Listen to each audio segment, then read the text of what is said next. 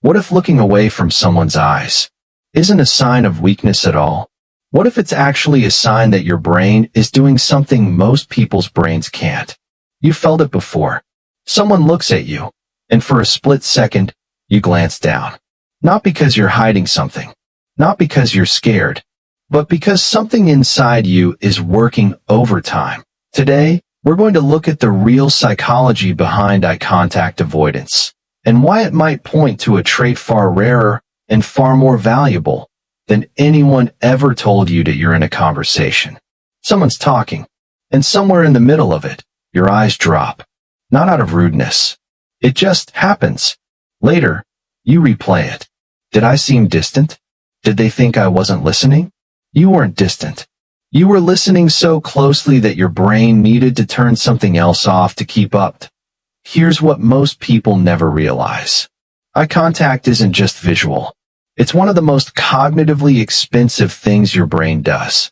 Reading a face, tracking tone, processing words, managing your own expression, all at once. For some people, that load is heavier. Not because they're weaker, because they're processing more. There's a name for what's happening. Researchers call it the overload hypothesis of gaze aversion. Maintaining eye contact activates the brain's face processing regions at the same time as language and memory regions. For people with a highly sensitive or deeply reflective nervous system, that's a lot of traffic on one road. So the brain does something clever. It looks away, just for a second, to free up the bandwidth needed to actually think, if that's the strange part. Looking away isn't disconnection.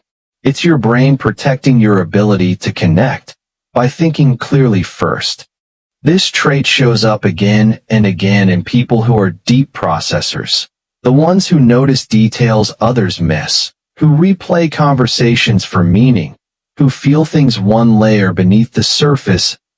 Oh, what do you actually do with this? 1. Stop treating eye contact as a measure of confidence.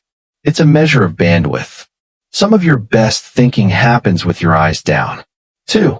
In conversations that matter, glance away on purpose when you need to process. Then return your gaze when you respond. It signals thought, not avoidance. 3. Notice when you're forcing eye contact just to seem normal. That performance costs you the very depth that makes your perspective valuable.